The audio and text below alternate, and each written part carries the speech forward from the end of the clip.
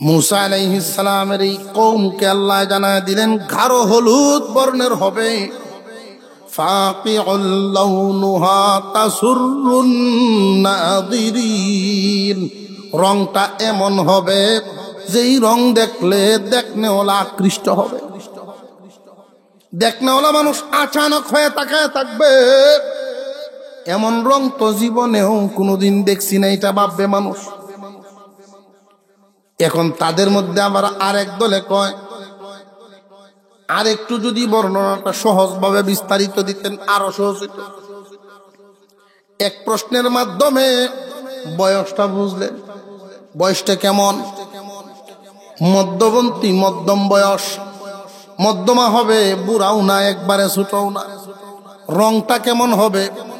লাল হলুদ, মাটিয়া সিরা এরকম না করে গাঢ় হলুদ। রংটাও নির্দিষ্ট, বয়সটাও নির্দিষ্ট।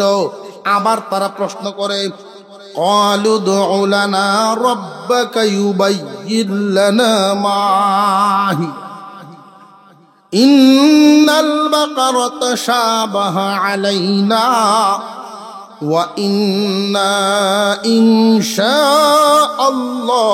লামুহতাদুন। মুসা আলাইহিস সালাম এমন একজন পয়গম্বর, জমিনে থেকে আল্লাহর সাথে 3000 বার কথা বলছেন। কয় হাজার? 3000 বার আল্লাহর সাথে কথা বলছেন। মুসা আলাইহিস সালামের কাছে যাই, সমাধান পাওয়া যাবে। এইখান থেকে একটা শিক্ষা হলো, রে উম্মতে মুহাম্মাদি, তারা যে কোনো সমস্যার সম্মুখীন হোক, নবীর কাছে গেছে সমাধানের জন্য। তোমাদের সমাজেও যদি কোনো সমস্যায় পড়ে যাও, তোমরাও এর সমাধানের জন্য মুসলমানদের বড় বড় আলেমদের কাছে যাইবা। আলেমদের কাছে যদি যাও, সমাধান গিয়ে ভাইবা। আলেমদের কাছে যদি না যাও, এর সমাধান ভাইবা, ফেসলা গাইবা। মুসা আলাইহিস সালামের কাছে যাও, উভয় পক্ষের মুরব্বীরা গিয়ে যখন তাদের হালতটা বর্ণনা করে, ওগো আল্লাহর নবী, ধনী মানুষ, নিঃসন্তান, তার একটা ছেলে নাই যে লাশটার পাশে বসে কাঁদবে, তার কোনো বংশধরও নাই, এই মানুষটা মার্ডার হয়ে মারা যাবে, এই আশা আমরার গোষ্ঠীর মানুষের ছিল না। স্বাভাবিকভাবে মৃত্যুবরণ করত, তারে মাটি দিতাম, মনের একটা সান্ত্বনা পাইতাম। কিন্তু আমাদের এই গোষ্ঠীর মানুষটাকে আরেক গোষ্ঠীর মানুষেরা নির্মমভাবে হত্যা করেছে, আমরা মানতে পারি না। অভিযোগ দিয়েছি, কিন্তু ওরা তো সেই অভিযোগ স্বীকার করতে রাজি না। তারা বলে আমরাও এই মারার ব্যাপারে কিছুই জানি না। আপনার কাছে আসলাম, আপনি সমাধান দিন। আপনি তো আল্লাহর সাথে কথা বলেন, আল্লাহ রাজি গান, আল্লাহ যেন বলিয়া দেন আসল খুনিকে। সুবহানাল্লাহ। আপনার ঘুমাইতেছেন বুঝে বুঝা, আল্লাহর কাছে জিজ্ঞাসা করেন। মুসা আলাইহিস সালাম আল্লাহ পাক রব্বুল আলামিনকে জিজ্ঞাসা করেন, প্রভু হে, বলে দেন, আপনি বলে দেন কে তার খুনি। আল্লাহ পাক তো ইচ্ছা করলে বলে দিতে পারতেন না, পারতেন না? আরো জোরে কর। আমরা সব লুকাইতে পারি, আল্লাহ তো প্রকাশ করে দিতে পারে। কিন্তু আল্লাহ কারোর নাম বলেন নাই, ওই লোকটার নামও বলেন নাই। আল্লাহ যদি নাম বলে দেন, তাহলে কিছু সংখ্যক মানুষের অন্তরে আসবে, হয়তো মুসা নবীর পক্ষে এই নামটা কইছে, মানলে মানতেও পারে, নাও মানতে পারে। আল্লাহ যে মুসা নবীকে জানায় দিছেন, এটা তো সব মানুষে শুনবে না। এই জন্য এমন একটা রাস্তা আল্লাহ দেখায় দিলেন, যেই রাস্তা দিয়া প্রমাণ বাহির হলে, প্রমাণিত হলে সব মানুষে মানতে বাধ্য। এমন একটা পথ দেখা। সেই পথটা কি? মুসা আলাইহিস সালামকে আল্লাহ বললেন, তুমি তোমার কওমকে বলো একটা গাবি জবাই করার জন্য। এই গাবিটা জবাই করার পরে গাবির গায়ের এক টুকরা গোশত দিয়া মুর্দা লাশের উপরে ঘষা দিবে। ঘষা দেওয়ার সাথে সাথে লাশ জিন্দা হয়ে বসে যাবে। আরো জোরে করছো। এই মরা জিন্দা হয়ে বৈশা তারে কে মারছে মুর্দা নিজে কইয়া দিবে। আল্লাহ যদি বইলা দেন, কিছু সংখ্যক মানুষের অন্তরে বিশ্বাস হইতেও পারে, না হইতে পারে। মুর্দা লাশ যদি সবার সামনে তার খুনির নাম কয়, এতে কোনো সন্দেহ থাকবে। মূসা আলাইহিস সালাম তার কওমকে তখন বলেছিলেন, ওয়াইয ক্বালা মূসা লিকওমিহি ইন্নাল্লাহা ইয়া'মুরুকুম আন তাযবাহু বাকারা।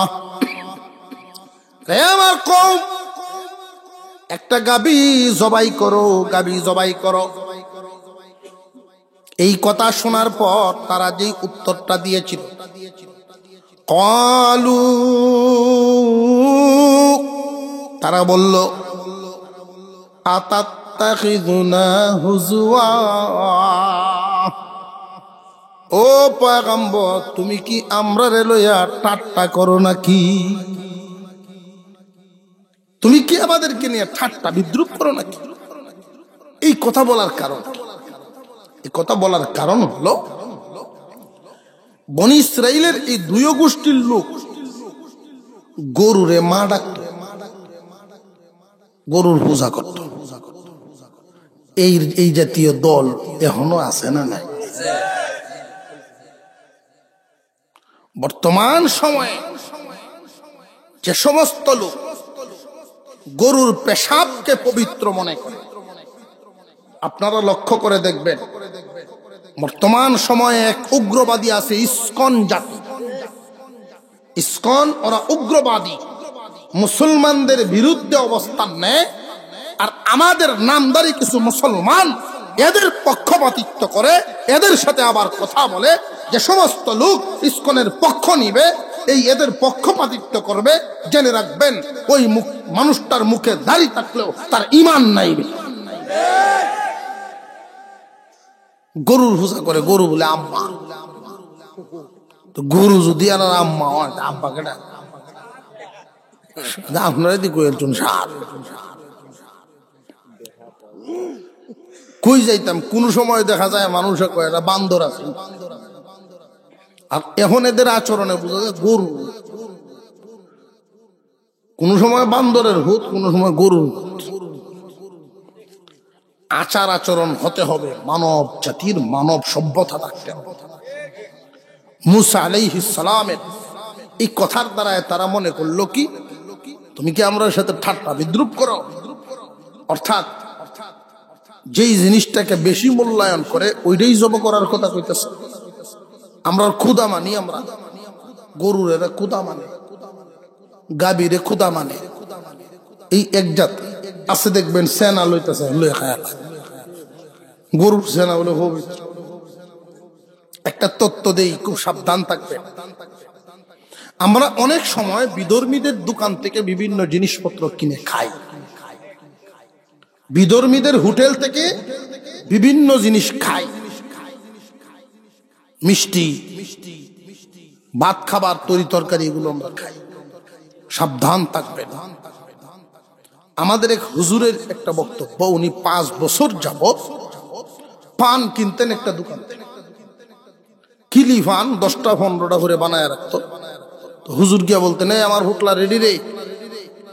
জি রেডি, দে। উনি টাকা দিয়ে যেতেন। হঠাৎ একদিন ফজরের নামাজের পরে হুজুর হাঁটাত বেরিয়েছে, আর দেখেন ওই দোকানদার ছোট একটা বালতি লইয়া আইছে।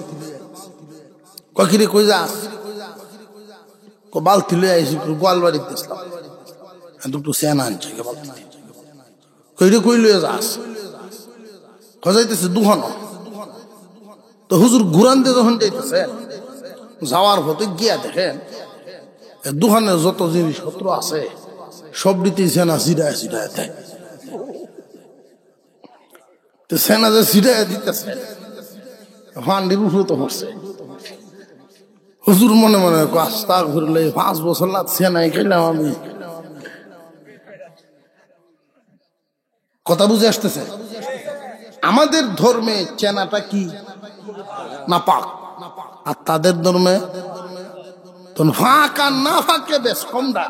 এদের সাথে উঠা বসাটা আর একান্ন রকম।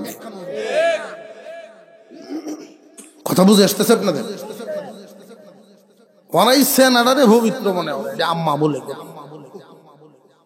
গরুর গোশত হারা খায় না, অথচ চামড়া দিয়ে জুতা বানাটি এমন নাদান। এত ব্যাককল জাতি আছে। ব্যাককল যদি নাই হইতো, নিজে রাতে বানায় মূর্তি, এইটার সামনে কেমন চং বচ্চং শুভতং সরণ, আর ফিসেতে একটা মোড়া বাঁশ। যদি এই মূর্তির কোনো ক্ষমতা থাকতো, আমার মনে হয় যারা সেজদা দিতে যায় এটির আগে লাত্তি দিল। তুমি সামনে দিয়ে মানতে আইসো সেজদা দিতে, ফিসে থেকে আমরা কি করে দিতেছি?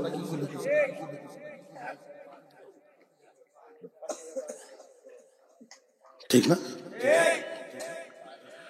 মুসা আলাইহিস সালাম বলেন, আল্লাহ হুকুম দিয়েছেন একটা গাভী জবাই করো, এই গাভীর গোশত দিয়া মুর্দাকে জিন্দা করা হবে। মুর্দা নিজেই তার খুনির নাম বলে দিবে। তারা এই কথা শুনে বলে জবাব দেয়, ওগো আল্লাহর নবী, আপনি কি আমাদের সাথে তামাশা করেন নাকি, ঠাট্টা করেন নাকি, ঠাট্টা বিদ্রুপ করেন নাকি? মুসা আলাইহিস সালাম জবাব দিলেন, قال أعوذ بالله أن أكون من الجاهلين। যারা জাহেল ওরাই তো ঠাট্টা বিদ্রুপ করে, আমি এই সমস্ত থেকে আল্লাহর কাছে আনা চাই।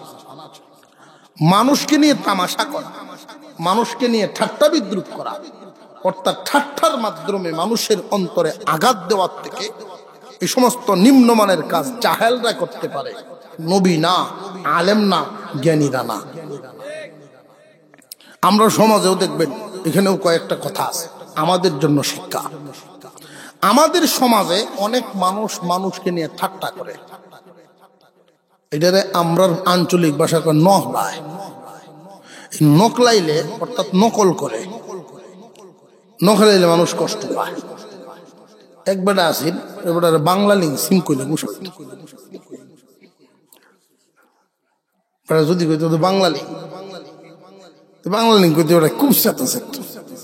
বিশ্ব ইস্তেমাত গেছে বুড়া মানুষ, তো ইস্তেমার মাঠে তো বহু মানুষ একান্ন, অনেক মোবাইল একসাথে, নেটওয়ার্ক একটু ডিস্টার্ব করে। বেটা চেষ্টা করতেছে, কথা বলতে পারতেছে।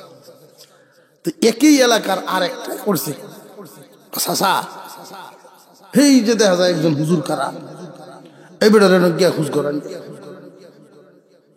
একটা মোবাইল আছে আপনার কথা কোনের লেন দিবা। এই বেটার এই কথা কইয়া আবার হে নগে হেলার কাছে কইয়া রাখছে, এই যে মুরব্বী মানুষটা আইতেছে, উনি আইলে আপনি খুঁজ করুন যে বেটার টেনকে বাংলা লিঙ্ক সিম আছে কিনা। যেই মুরব্বী মানুষটা গেলে গিয়ে খাল হয়েছে, তাইলে জিজ্ঞাসা চাচা আপনি বাংলা লিঙ্ক সিম আছে? এমনি বেড়া ইংরেজিতে শুরু করতে আপনারা কোনটা কয়ে দিছে, শুরু হয়েছে। এরকম সেতে বহুত মানুষ আছে যে কিছু কথা লইয়া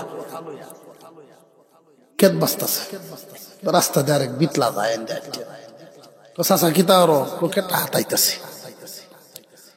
কেটা হাতাও, হ্যাঁ একটু ধরে আবার হুজ করে হাতাইতেছ, বেটা ফেক লই এইটা মারছে, মারতে দূরাত গিয়ে কয় আতাও। এই কথা আরো 2-3টা অহন বেটা হতে দিয়ে গেলে আতা এলছে, আর বেটা সেতে কি সেতা সেতে। এদিকে কয় জাহেলি কাজ, মূর্খতার কাজ। একজন মানুষকে ঠাট্টা বিদ্রুপ করে মানুষের অন্তরে আঘাত দেওয়া, এটা গুনার কাজ। সাময়িক সময় খুব আনন্দ পায় না, কিন্তু যেই মানুষটা চেতেছে তার অন্তরের হালত কেউ জানে না। অন্যরা সব হাসাহাসি করতেছে ঠিক, কিন্তু তার অন্তরের যেই খবরটা, তার অন্তরে আগুন জ্বলতেছে। এই কাজগুলোর থেকে নিজেদেরকে বিরত রাখবো, মনে থাকবে তো ইনশাআল্লাহ। قال أعوذ بالله أن أكون من الجاهلين। মুসা আলাইহিস সালাম বলেন, জাহেল এবং মূর্খতার থেকে আল্লাহ আমাকে হেফাজত করেন। আল্লাহর কাছে ফানা চাই ঠাট্টা বিদ্রুপ থেকে। আমি নিয়ে কাউকে নিয়ে ঠাট্টা করি, বিদ্রুপ করি, হাসাহাসি তামাশা করি, এটা আমার জন্য শোভা না, একজন আলেমের জন্য শোভা না, একজন মুমিন আকলমন্দের জন্য শোভা না। তারা উভয় গোষ্ঠী আবার চিন্তা করলো, যেই গাবিকে আমরা এত সম্মান করি, গাবির গোবর দিয়া গল্লেবি, গোবর দিয়ে দেখবেন পবিত্র করে গল।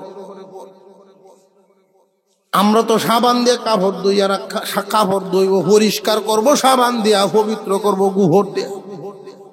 দেখছেন নি কেমনে কি করা যায়?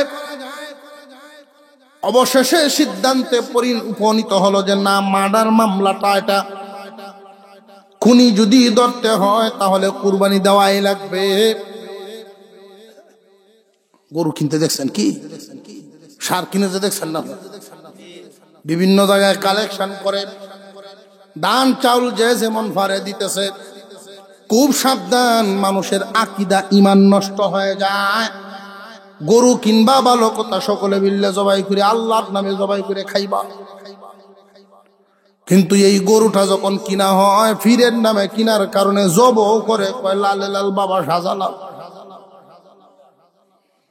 আল্লাহর নাম ব্যতীত ভিন্ন কোন নামে যদি কোনো প্রাণী জবাই করা হয় হারাম। এটা খাওয়া কি হালাল থাকে না হারাম হয়ে যায়? খুব সাবধান। দান করবেন, যা দান করবেন আল্লাহর জন্য, কোন গরুর জন্য না। যা দান করবেন কার জন্য? মুসা আলাইহিস সালামের এই কওমে বনি ইসরাইল শেষ পর্যন্ত মুসা আলাইহিস সালামকে গিয়া আবার জিগাইলেন, ওগো পয়গম্বর, গাবি একটা জবাই করা লাগবে, বুঝলাম, গাবিটার কিছু ধরন বর্ণনা করো।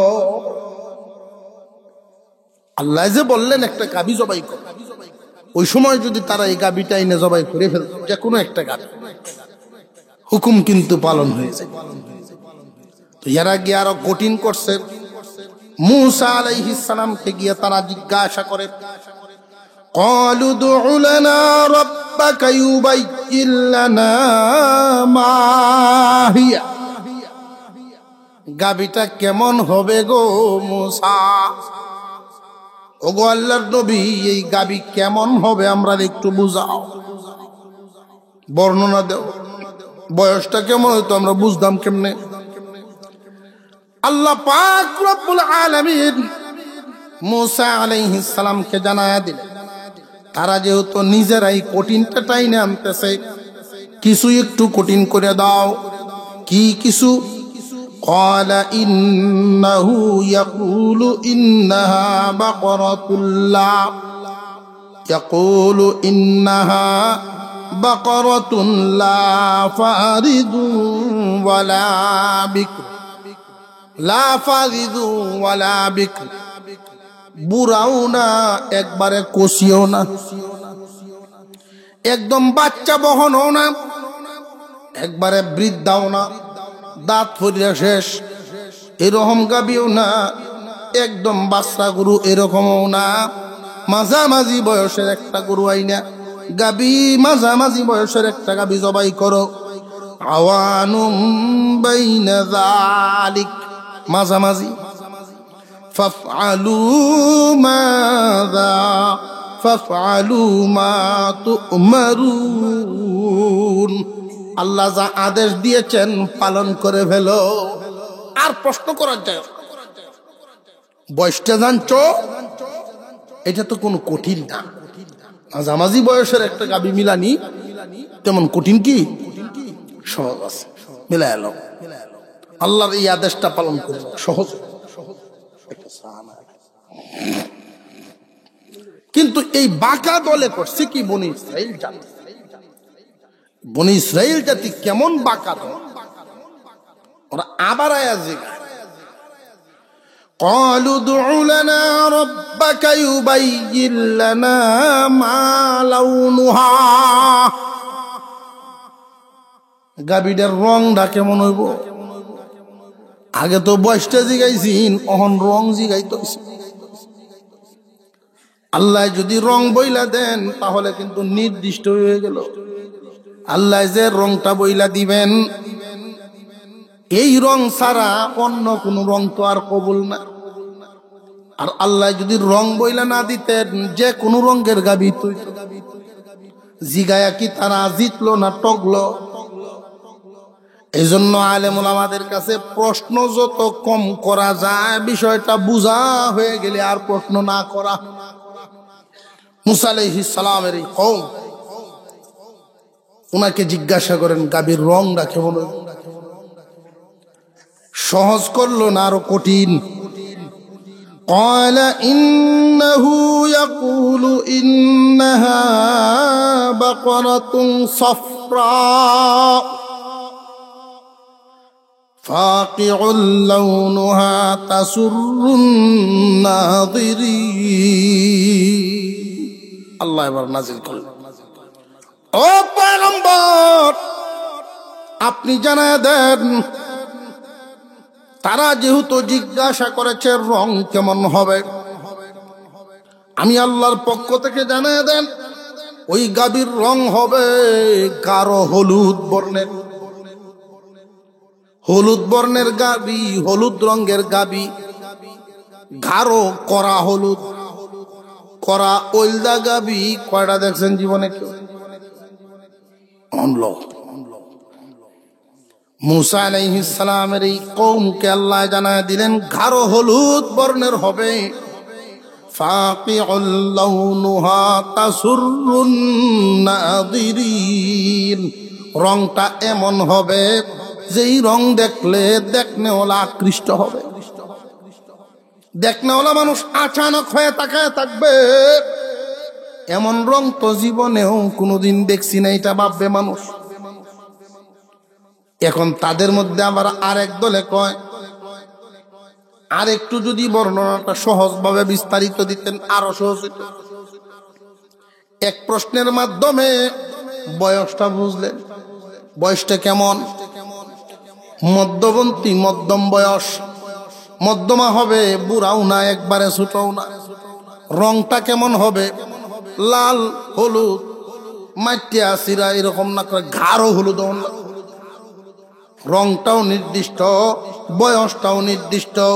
আবার তারা প্রশ্ন করে, ক্বালু উদউ লানা রাব্বাকা ইউবাইয়িন লানা মা হি ইন্নাল বাকারাতা শাবাহা আলাইনা ওয়া ইন্না ইনশাআল্লাহু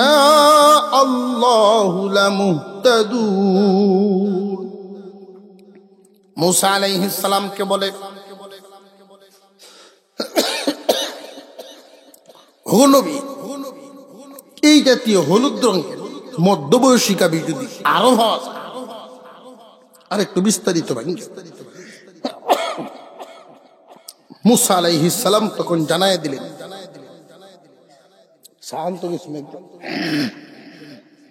তো, যাই হোক অসুবিধা হইতেছে না তো, আর কিছু কর। قال إنه يقول إنها بقرة لا ذلول تثير الأرض ولا تسقي الحرث مسلمة لا شية فيها। এমন একটা গাভী আল্লাহ এবার আয়াত নাযিল করে। বয়সটা তো আগেই বলছেন মাঝামাঝি, রংটাও আগেই বলছেন তাসুরুন নাযির, গাঢ় হলুদ বর্ণের, মানুষের দৃষ্টি আকর্ষণ করে এমন রং। এখন বলতেছেন এমন একটা গাভী যেই গাবি জীবনে কোনোদিন হালে চলে না, আলবাইলে দাগ ভরে না, যেই গাবি কোনোদিন মালিকের সেচের কাজে ব্যবহার হয়, যেই গরুর ধারায় মালিক কোনোদিন উপকৃত হয় না। মুফাসসিরিনে কেরাম এখানে একটা ব্যাখ্যা বুঝাইছেন, গাবিটা এমন হওয়া লাগবে, আল্লাহ বুঝাইছেন মালিক কোনোদিন উপকৃত হইছে না, এর দ্বারা বোঝা গেল গরুর গোবর দ্বারাও তো মালিক উপকৃত হয়। গরুটা এমন হওয়া চাই যে গোবর দাও মালিককে বহন করছেন, কাজে লাগাইছেন। তখন বেশাবাদ পড়ছে না। মাঝ বয়সের একটা গরু, মাঝামাঝি বয়সের গরুটা মালিকের ঘরে যদি থাকে, এটার গোবরটা কি মালিকে বহন করবো না, গ্রহণ করতো না? তাহলে বোঝা গেল এমন গরু হইতেইব যেটা মালিকে তার গোবর ব্যবহার করতে পারছে না, লেদায় না, এমন গরু পাওয়া যায়।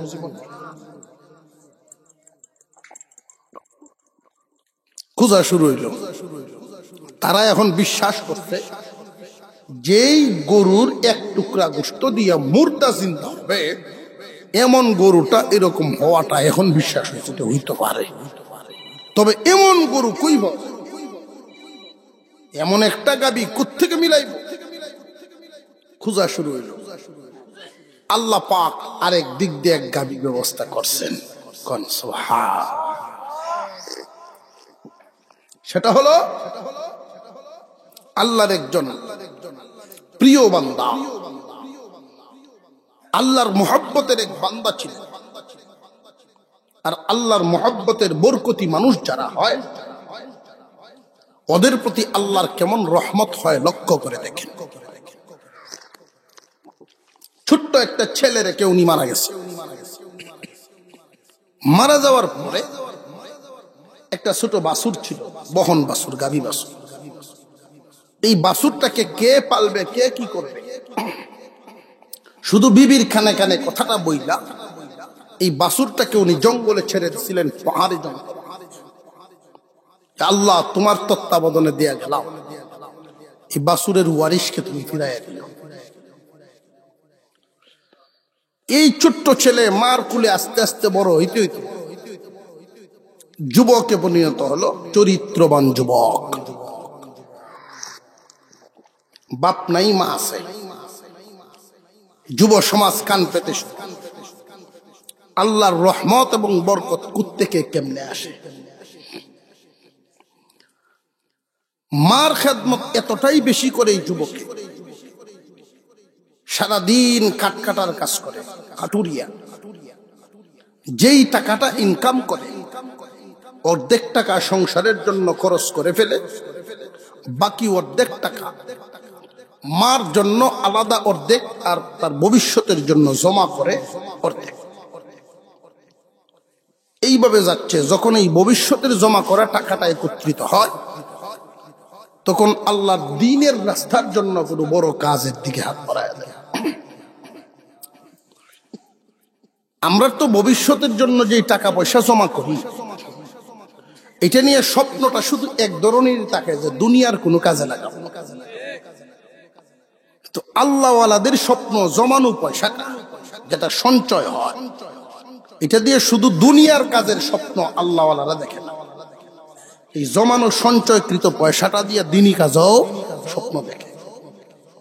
এই যুবকে মার জন্য অর্ধেক খরচ করে ফেলতে, বাকি যেই পয়সাটা এটা মার জন্য আলাদা বাজেট করতেন অর্ধেক, আর অর্ধেক ভবিষ্যতের জন্য। এই ভবিষ্যতের পয়সাটা দিনী কাজেই ব্যয়। মা তার কষ্টটা দেখা, তার আয় উন্নতি দেখা, এবং রাতের যেই মেহনতটা করে সারাটা রাতকে 3 ভাগে বিভক্ত করত ওই যুবক। এই যুবকে 3 ভাগে ভাগ করত সারা রাত। 1 ভাগ ঘুমাইতো, আরেক ভাগ মার খেদমতে কাটাইতো, আরেক ভাগ আল্লাহর সামনে যায় নামাজে দাঁড়াইতো। আর আমরার যুবকেরা রহমতের আশা করে কিন্তু রাস্তায় চলে না, রহমতের আশা আছে, রাস্তায় চলে না। কোনদিন বছরের 2-4 দিনও এমন মিলাই তারে না যে যায় নামাজ কাটাইছে। আজে ডাক দিয়া বলবা, আল্লাহর কাছে দরখাস্ত জানাইবা। তবে আল্লাহর কাছে যে দরখাস্ত জানাইবা, কেমনে জানাইবা জানোনি? আল্লাহর কাছে দরখাস্তটা জানানোর সময় পয়গম্বরগণের নাম নিবা। ইব্রাহিম আলাইহিস সালামের আল্লাহ, ইসহাক আলাইহিস সালামের আল্লাহ, ইসমাঈল আলাইহিস সালামের আল্লাহ, ইয়াকুব আলাইহিস সালামের আল্লাহ। ইব্রাহিম, ইসমাঈল, ইয়াকুব, ইসহাক, 4 পয়গম্বরের খুদা আমার আব্বার রেখে যাওয়া আমানত আমাকে আপনি ফিরাইয়া দেন। যেই মাত্র এই ঘোষণাটা দেয় যুবকে, জঙ্গলের ভিতর থেকে শাঁসা একটা আওয়াজ, বাতাস ফাঁক করে মনে হয় কতটা স্পিডে জঙ্গলের ভিতর থেকে চোখ জুড়ানো রং, মধ্য বয়সের একটা গাবি, গাঢ় হলুদ রঙের চোখ জুড়ানো রং, মোটা তাজা হৃষ্টপুষ্ট এমন একটা গাবি তার সামনে হাজির হয়ে যা।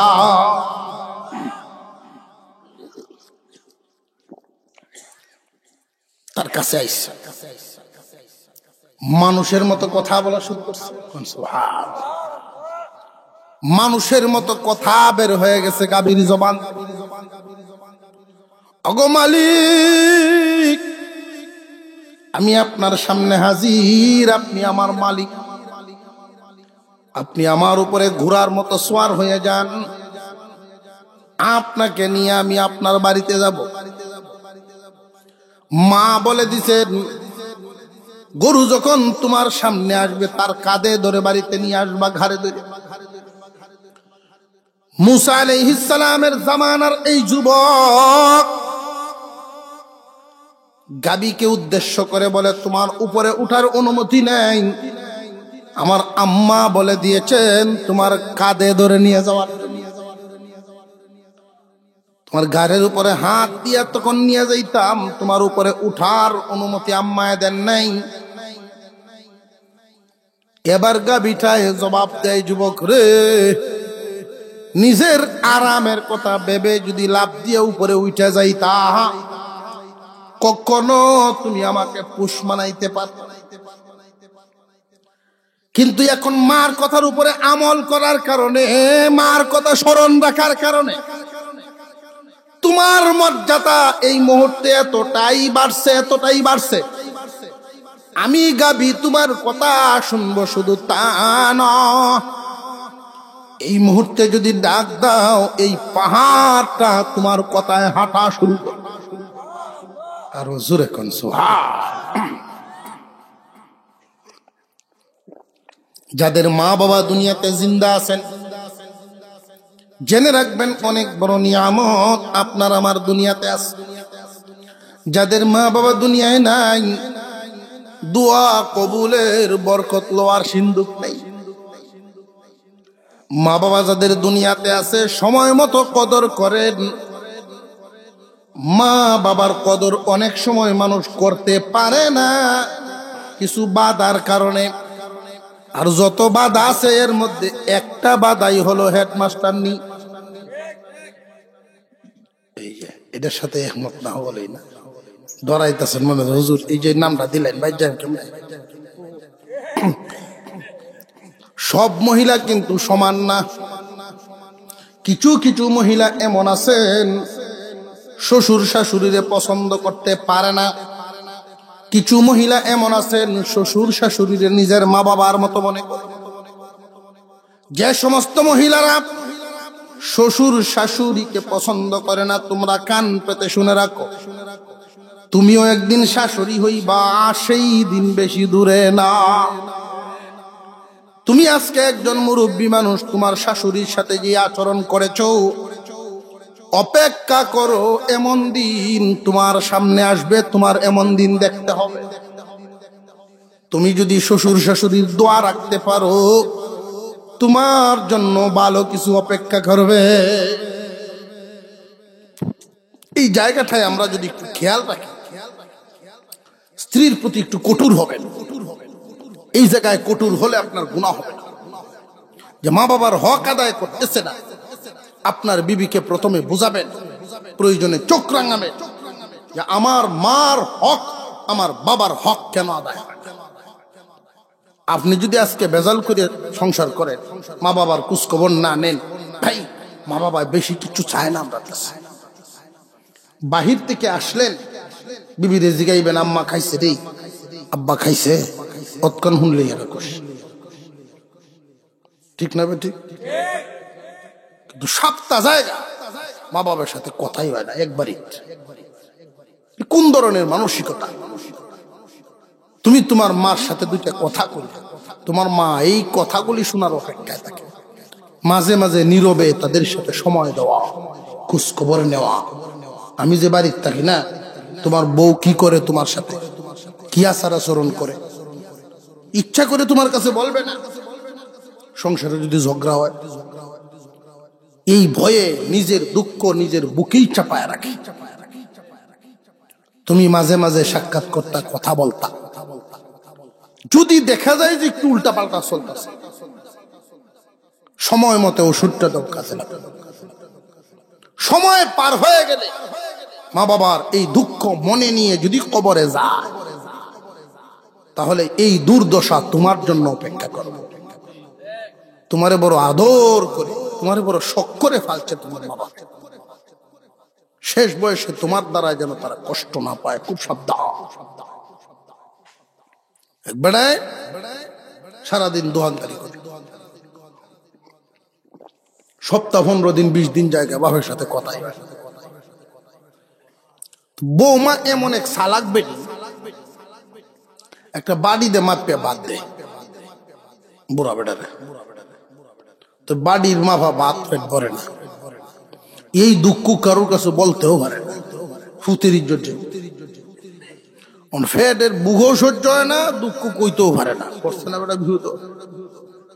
আরেকদিন নাতির এটা জিজ্ঞাসা, কিরে বায়ু, তোর মা যে মাপকে বাদ দে, কি কর তুই? একটা বুদ্ধিবাদ্যা কর। তুমি বাড়ি দে ভাঙ্গেল,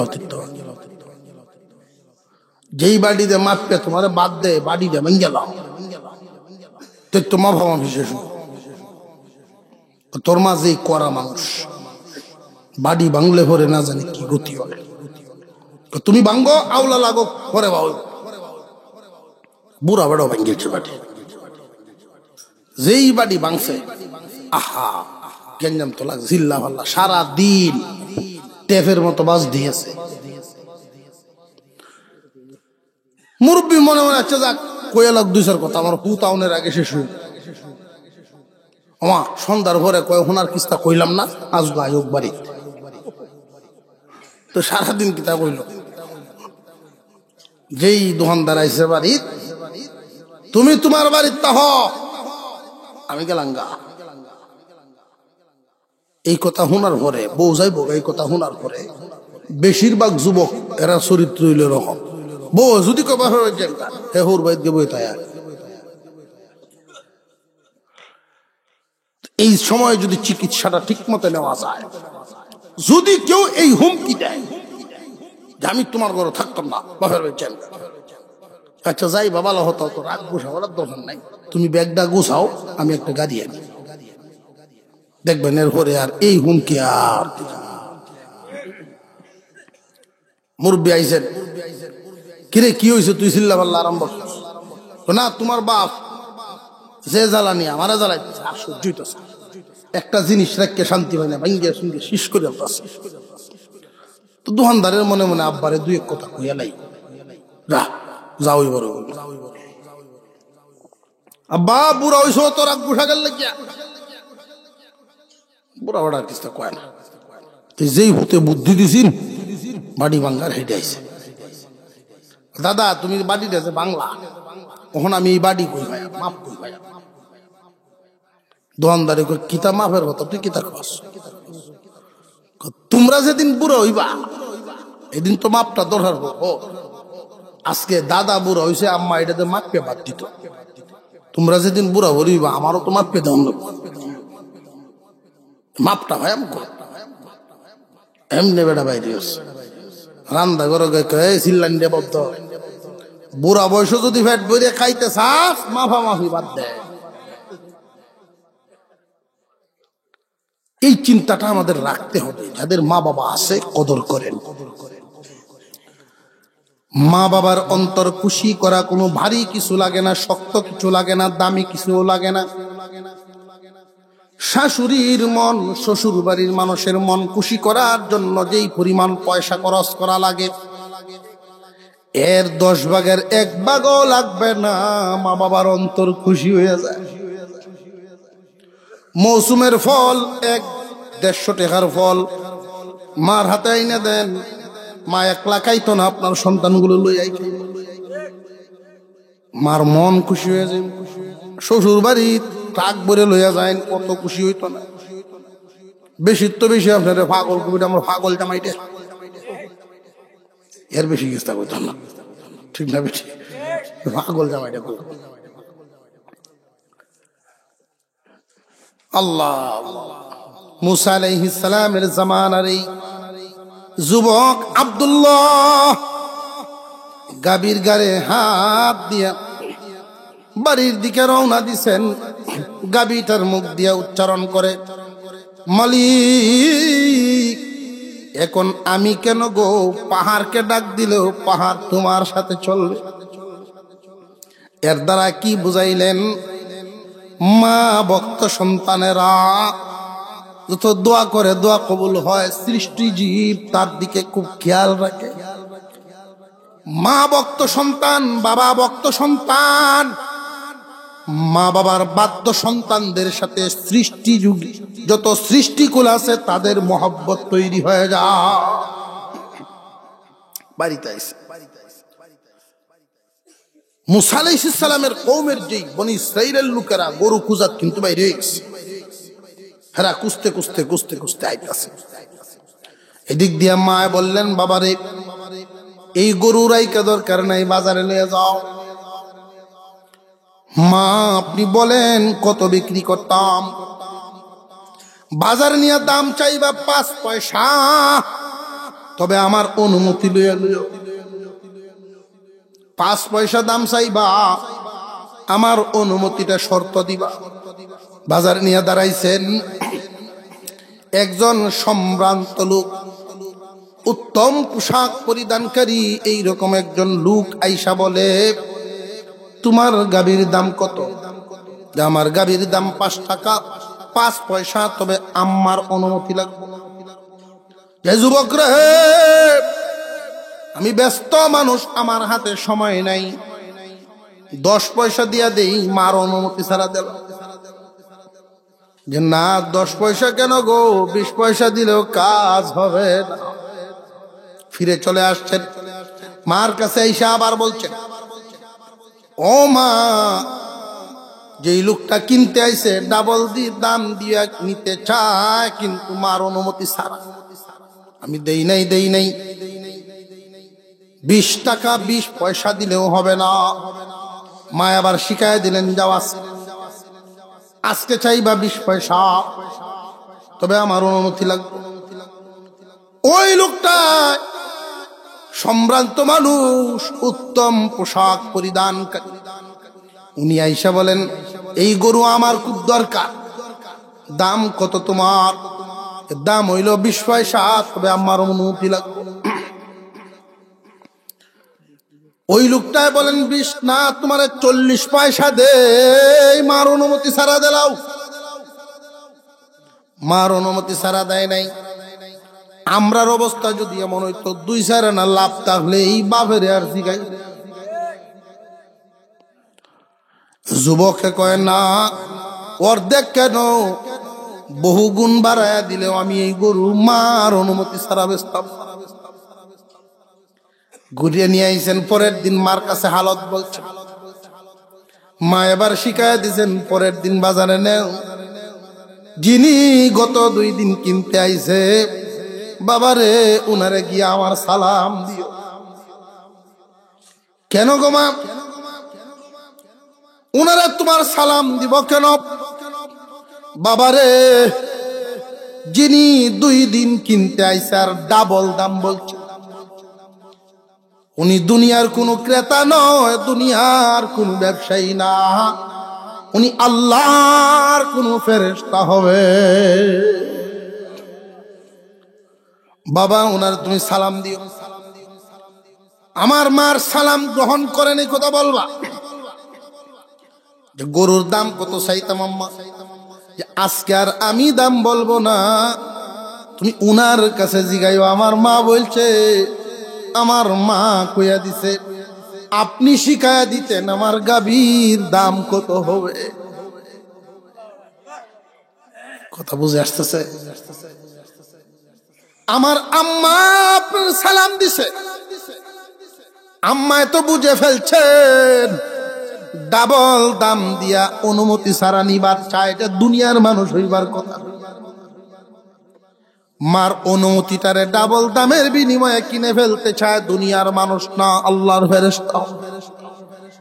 এজন্য মহিলারা যদি দিনদার হয়, পরহেজগার হয়, জমিন, পরিবার, ঘর বাড়ি বরকতওয়ালা হয়। মহিলারা যখন দিনদার হয়, একটা পরিবার দিনের উপরে চলা সহজ হয়। মুসা আলাইহিস সালামের জামানার ওই যুবকের আম্মা আব্দুল্লাহর মা শিখায়া দিছেন, সালাম দিছেন।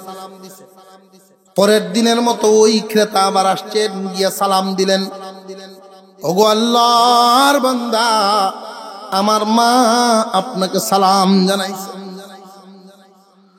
আর বলে দিছেন আপনি নাকি শিখায়া দিতেন গরুর দাম কত হবে। মুস্কি একখান হাসি দিয়া বলেন, তোমার মার সালামের উত্তর দিলাম, আমি যে আল্লাহর ফেরেশতা এটা তোমার মা চিনে ফেলছে। তোমার মা আজকে দাম বলেন নাই, আমাকে বলছে গরুর দাম বলে দিতাম, বলে হ। তাহলে শুনো, একদল মানুষ আসতেছে তোমার গরুটা নেওয়ার জন্য। এই গরু নেওয়া ছাড়া আর কোনো বিকল্প রাস্তা নাই, এটাই নিতে হবে। তুমি দাম চাইবা কত জানো নি? বলে কত? এই গরু জবাই করার পরে পুরা চামড়াটা বিছানো হবো জমিনে, চামড়া বিছাইয়া স্বর্ণ দিয়া টাল দিতে হবে, চামড়াটা ভরতে হবে। স্বর্ণ দিয়া গরুর চামড়া ভরলে এই গাভীর দাম হবে।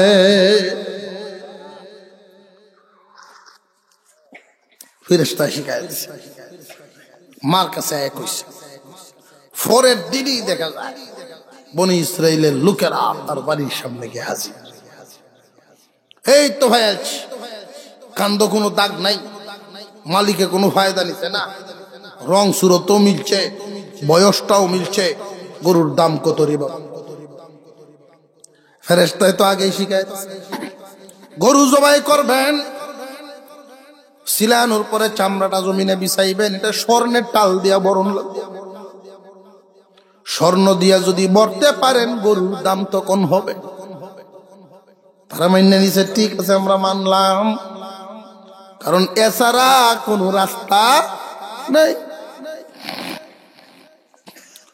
গরু নিয়ে জবাই করা হয়েছে, এক টুকরা গোশত যেই মাত্র লাশের গায়ে বসা দিছে, এমনি লাশ জিন্দা হয়ে ওইটা বসে গেছে।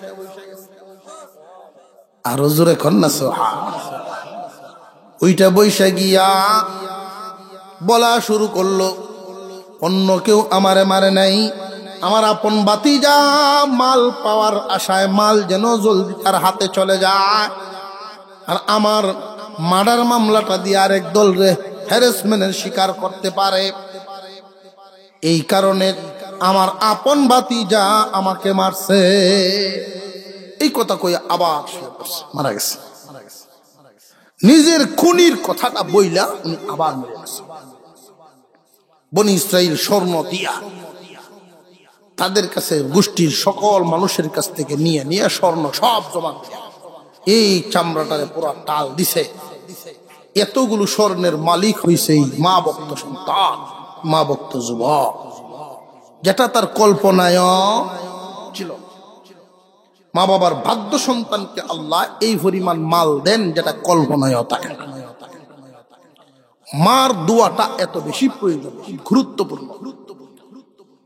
বাপ বুঝছে ঘটনা তো শেষ আল্লাহ বায়াতি আল্লাহর রসুল বলেন, বনি ইসরাইল বিভক্ত হবে 72 দলে, আমার উম্মত হবে 73 দলে। এই 73 দলে বিভক্ত হওয়া মাত্র একটা দল সহি রাস্তা পাবে। এর মধ্যে আলেম ওলামাদের সাথে যারা, নবীর সাথে যারা ছিলেন সাহাবায়ে কেরাম, সাহাবীদের সাথে ছিলেন তাবেঈন, তাবেঈদের পরে তাবে তাবেঈন, আইম্মায়ে মুজতাহিদিন, খোলাফায়ে রাশিদিন, এইভাবে আস্তে আস্তে আস্তে আস্তে আস্তে আস্তে উলামায়ে কেরামের জামাত। আলেমদের সাথে যারাই মিশে থাকবে তারাই আহলে সুন্নাত ওয়াল জামাতের সঙ্গে। যুগে যুগেই শয়তান বিভিন্ন দল বের করবে, বিভিন্ন দল বের করবে। ইদানি একটা ফিতনা চলতেছে, সাদিয়ানি ফিতনা। আলেমদের থেকে ধোঁকা দিয়ে দূর করে, নেক সুরতে ধোঁকা দিয়ে আলেম ওলামাদের থেকে দূর করার জন্য যখন শয়তান ধোঁকা দেয়, তখন আমাদের কি করণীয়? সাধারণ মানুষদের করণীয় হলো দেখতে হবে কোরআন হাদিস ওয়ালা যারা আলেম ওলামা তারা কোন দিকে। যদি দেখা যায় যে এই বিষয়টা নিয়ে আলেমদের মধ্যেই দ্বিমত, উভয় দিকেই আলেম আছে, তখন কি করা? তখন দেখতে হবে কোন দলে আলেম ওলামা বেশি। একজন ব্যক্তি পথভ্রষ্ট হতে পারে, ভুল পথে যাইতে পারে, একটা জামাত ভুল পথে যাইতে পারে না। আলেম ওলামাদের বেশি যেই দিকে, আমরাও থাকবো সেই দিকে।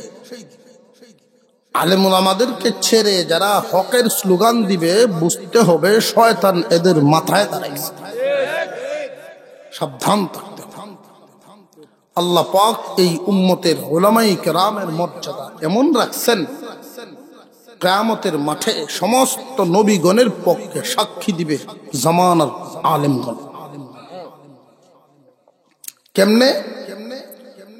মুসা নবীর আমলে কি ঘটছিল এটা আমরা কেমনে জানলাম? আল্লাহ কোরআনে নাজিল করছেন। ঈসা নবীর আমলে কি ঘটছিল আমরা কেমনে জানলাম? আল্লাহ কোরআনে নাজিল করছেন। নূহ আলাইহিস সালামের জামানায় কি ঘটেছিল এটা আমরা কেমনে পাইলাম? আল্লাহ কোরআনে নাজিল করছেন। হাসরের মাঠে নূহ আলাইহিস সালাম আল্লাহর সাথে যখন কথা বলবেন, নূহ আলাইহিস সালাম বলবেন, আমি আমার জাতিকে দাওয়াত দিছি। আর জাতি কইব, ভাইছি না দাওয়াত? দাওয়াত যদি ভাইতাম তো তোমার চিনলাম, মানলাম। নূহ আলাইহিস সালাম বলবেন, আমি দাওয়াত দিছি। সত্যতা প্রমাণের জন্য সাক্ষী লাগে, ঠিক না বেঠিক? হুহা করছে লড়া সারাদিন, সাক্ষী লাগেন না লাগে না? ও পয়গম্বর, আপনার সাক্ষী আছে? নূহ আলাইহিস সালাম বলবেন, আমার সাক্ষী আখিরি জামানার পয়গম্বরের উম্মতের আলেমগণ। শেষ নবীর উম্মতের আলেমগণকে ডাক দেন, তারা আমার পক্ষে সাক্ষী দিবে। ডাক দেওয়া হবে, আলেমগণ জানায় দিবেন, দাওয়াত তো দিছেন একদিন নয়, দুদিন নয়, 950 বছর, লাইলাউ ওয়া নাহারা, রাইতে দিনে, রাইতে দিনে দাওয়াত দিছেন। তখন ওই মিথ্যাবাদীরা বলবে, আপনি আইসুন কোন জমানা, সাক্ষী দিতে নাইছেন, আপনি জানছেন কেমনে? আলেমগণ বলবেন, আমাদের পয়গম্বরের উপরে এমন এক কিতাব আল্লাহ নাজিল করেছিলেন, যেই কিতাবে পৃথিবীর শুরু থেকে শেষ পর্যন্ত গুরুত্বপূর্ণ বস্তু নাজিল, গুরুত্বপূর্ণ বিষয়গুলো আল্লাহ কোরআনে নাজিল করছেন। যেই ইতিহাসের একটা বিষয় আজকে আপনাদের সামনে তিলাওয়াত করছি। কয়েকদিন যাবৎ ঠান্ডায় ভুগাইতেছে, এখনো গলা বসা। যদি কই দেউন দায় থাকতাম না আজকে তৈত্যবি হইত। যাক, অসুস্থতা অবস্থায় হাজির হয়েছি। তো আপনাদের সামনে যতটুকু তিলাওয়াত করেছি সূরা বাকারার আয়াত, সূরা বাকারা। বাকারাতুন শব্দের অর্থই হলো গাভী। এই সূরা কোরআনের সবচেয়ে লম্বা সূরা, বড় সূরা। এই সূরার নাম সূরা বাকারা কেন রাখা হয়? এর একটা উত্তর হলো যে এই সূরা এমন একখান সূরা যেই সূরার ভিতরে বাকারার আলোচনা আছে, গাভীর আলোচনা আছে। সূরার ভিতরে আরো অনেক কিছু আছে, অনেক আলোচনা আছে। এই গাভীর নামেই আল্লাহ পাক সূরাটার নামকরণ করলেন। মূসা আলাইহিস সালামের জামানার ঘটনা। কোন পয়গম্বরে? মূসা আলাইহিস সালাম। وَإِذْ قَالَ مُوسَى لِقَوْمِهِ إِنَّ اللَّهَ يَأْمُرُكُمْ أَن تَذْبَحُوا بَقَرَةً। স্মরণ করো তোমরা ওই দিনের কথা। কোন দিন? যেই দিন মূসা আলাইহিস সালাম তার জাতিকে, তার কওমের লোকদেরকে বলেছিলেন, তোমরা একটা গরু জবাই করো, একটা গাভী জবাই করো, এই হুকুম দিয়েছিলেন। মূসা আলাইহিস সালাম তার কওমকে গাভী জবাই করার কথা হুকুম কেন দিলেন? মূসা আলাইহিস সালামের জামানায় 12টা গোত্রে বনি ইসরাইল বিভক্ত। কয় গোত্র? 12টা গোষ্ঠীর মধ্যে তারা বিভক্ত। এমন বিভক্ত, এক গোষ্ঠী আরেক গোষ্ঠীর সাথে খুব বেমিল, প্রতিহিংসুক ছিল তারা। কোন একটা টিউবওয়েলের পানি, একটা ঝর্ণার পানি যদি এক গোষ্ঠীর লোকেরা পান করত, আরেক গোষ্ঠীর লোকেরা বাহানা ধরতো, আমরা কেল্লা ইউনিটিতে যেতাম। মূসা আলাইহিস সালামের উম্মত 12টা দলে বিভক্ত, 12টা গোত্রে বিভক্ত কওমে বনি ইসরাইল। একটা গোষ্ঠীর মধ্যে একজন ধনী মানুষ ছিলেন, সম্পদশালী, কিন্তু লোকটা ছিলেন নিঃসন্তান, কোনো সন্তানাদি নাই, ধন সম্পদের অভাব নাই, কিন্তু কোনো সন্তান নাই। এই লোকটা পুরা এলাকার মধ্যে নামি দামি সম্পদশালী মানুষ। তার একজন আপন ভাতিজা মনে মনে অঙ্ক আঁকলেন, মনে মনে চিন্তায় পড়লেন, আমার চাচার ইন্তেকালের পরে এই সম্পদের হকদার তো হব আমি। নিজের যেহেতু সন্তানাদি নাই, তাদের শরীয়তের বিধান ছিল পুরা সম্পদটাই বাই হতে হবে। আমাদের শরীয়তে তো এরকম না, পুরাটা কি বাই হতে পারবো? মূসা আলাইহিস সালামের জামানাত ওই ধনী লোকের ভাতিজার মনে মনে, চাচা যতদিন জিন্দা থাকবে এতদিন তো আর এই সম্পদ আমি পাবো না, এই সম্পদের মালিকানা পাবো সেই দিন, চাচা থাকবে না যেই দিন। তারে এখন লুবে পাইছে। কি পাইছে? যারে লুবে ভাই জানিয়ে রাখবেন, লুবে মানুষ অন্ধ হয়। লুবে কি হয়? লুবে অন্ধ, এই কথা বিষয় হয়নি।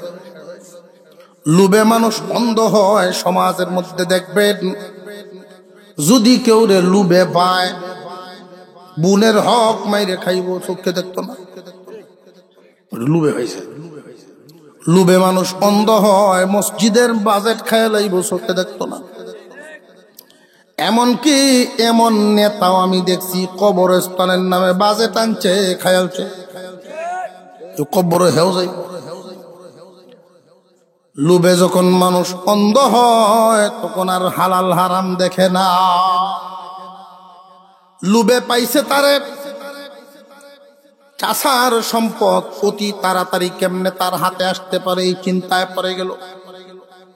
শেষ পর্যন্ত সিদ্ধান্ত নিল আমরা তো এক গোষ্ঠী আর এক গোষ্ঠীর সাথে কয়দিন হরে হরে লাঠি টানাটানি হয়। বুদ্ধি একটা করছে, মনে মনে এক চক্রান্ত। রাতের অন্ধকার গভীর রজনীতে চাচাকে মেরে ফেলল। চাচাকে মারার পরে চাচা যখন থাকবে না, অটোমেটিক এই সম্পদের মালিক তো আমি হয়ে যাব। কিন্তু চাচা মারার যেই অপরাধ ওইটা আমার গারে নিব না, প্রতিপক্ষের কাঁধে ফেলাইয়া দিব। যেই গোষ্ঠীর সাথে তাদের মারামারি কাটাকাটি, চাচাকে মারার পর ওই লাশটা নিয়ে তাদের বাড়ির সামনে রেখে দিছে। সেই মানুষগুলো যখন সকালবেলায় ঘুম থেকে উঠছে ওইটা দেখে লাশ। অথচ সেই গোষ্ঠীর মানুষেরা ভালো জানে না মন্দ। এখন তো আদালতে বিচার, এলাকার মধ্যে একটা থমথমে অবস্থা শুরু হয়ে গেছে। বাতিজার দাবি হলো তোমাদের সাথে আমাদের বাজাবাজি শুরু হয়, আর আমাদের এই গোষ্ঠীর মধ্যে শ্রেষ্ঠ ধনী হইল আমার চাচা। তোমাদের মনে মনে আমার চাচা যদি না থাকে তোমার সাথে কে লড়ালড়ি করব, সেই দিক চিন্তা করে আমার চাচারে তোমরা মার। গোষ্ঠীর লোকদের কথা হলো না আমরা মারি নাই, আসলেই তো তারা মারছে। কিন্তু দেশের মানুষ যারা অন্য গোষ্ঠীর সর্দারেরা, এদেরকেই মোটামুটি দোষারোপ করতেছে লাশ তোমাদের সামনে, আর তোমরা মাঝে মাঝে কইতাও এই কথা দেখার আছে তোরে। এরকম কথা কয় দেখবে। বাজারও ঝগড়া লাগছে, আগের দিন চিল্লা পাল্লা শুরু হয়েছে, বুঝতে তোরে দেখার আছে। ঘটনাক্রমে এই লোক রাস্তা মরে গেছে। এখন তার নিজের লোকেরা কইছে দেখার আছে, কইছিন কইয়া বিহু ধরছে না। 2 গ্রামে হাজের মায়ের, এখন হাজের মায়ের মধ্যে মারা ধরছে। ইডে পড়ছে একটা, একজন মরছে, ঘা পড়ছে একটা, আরেকজন। হাজের মায়ের কে কারে মারছে খুঁজে বের করেন সম্ভব? পুলিশ তো সদ্য এসে ঘুরতাছে, হয় না। তো এক দোকানের সামনে গিয়া দাঁড়ায় রয়েছে, দেখি কোনো তথ্য পাওয়া যায় কিনা। তো পুলিশ তো অপরাধের গন্ধ শুনে, তেমনি 2 কানা চোখে দেয় না, এটা গপ করতেছে, গপ উড়াইতেছে। দিছিলাম গাড়া, গাড়া যে দিছি এবারে সই গেলে গেছে। পুলিশ অন্য কয়ে তো আসামি ভাই আছে, তাফাতে ধরছে যে তোমার এই খুঁজতেছি, তুমি গাড়া দিসলা। যখন শুনছে পুলিশ, কাহারে আমি গপ মারছিলাম, গপ মারে বিহত করছে। এমন হয়, ধারণাও হয়। মুসা আলাইহিস সালামের কাছে এই খবর আসতেছে, 2 দলের মধ্যে বিরাট বাজাবাজি শুরু হয়েছে। যেই লোক মারা গেল সেই গোষ্ঠীর লোকেরা বাতিজার সাথে একাত্মতা পোষণ করছে, চাচার রক্তের বদলা চাই, এর আগে কোনো নিস্তার নাই। আসলে খুনিকে বাতিজা নিজে কাম কিন্তু করিয়ে বইছে। এমন কিছু ক্রিমিনালি জগতের মধ্যেও আছে। 2 গোষ্ঠীর মধ্যে মারামারি মোটামুটি ভাবে শান্ত আছে, গোষ্ঠীর ভিতরে এমন কিছু ক্রিমিনাল থাকে, দেখবেন এই আগুনটা জ্বালায়া দেওয়ার জন্য গোপনে কোনো একটা কর্ম করে বসে। 2 দিকেই শত্রু দল, উভয় পক্ষের মধ্যে যুদ্ধ হয়েছে, তাবু গাড়ায় রাখছে। পরের দিন নিষ্পত্তিও হয়ে যাইতে পারে, সকালবেলায় আলোচনা হবে। যদি মীমাংসা হইয়া যায় তাহলে মূল অপরাধীদেরকে খুঁজে খুঁজে বের করা হইব। যারা খারাপ মানুষ তারার চিন্তা হলো ঝগড়া লাগায় রাখবো, শান্তিতে থাকতে দিতাম না। এক তাবুত থেকে আরেক দলের উপরে আন্দাজ গুন্দার ইডিয়া শুরু করছে। তারা মনে করছে ওই তাবুর লোকেরা ডিল দেয়, ওরাও ডিল দেওয়া শুরু করছে। অথচ মাঝখান থেকে আরেকজনে, দুই গোষ্ঠীর মধ্যে ঝগড়া, কথার কথা। এই দেউন্দা এলাকার দুইটা গোষ্ঠীর মায়ের কার্য ঝগড়া, মন মলিন্নতা। আস্তে আস্তে দিন যায়, বিষয়টা ঠান্ডা হইতেছে, মিল মহব্বত তৈরি হওয়া শুরু হয়েছে। এমনি আরেকজন গোষ্ঠীর না, কোন গোষ্ঠীর না, কিন্তু লোকটা হইল মুনাফিক টাইপের, শয়তান টাইপের। তার চিন্তা হইল দুই গোষ্ঠীর মিল হইতে দেওয়ান যাইত না। কি করন, দুই তিনজন লোকরে পয়সা দিয়া এদের ভিতরে কাজে লাগাইয়া দিব।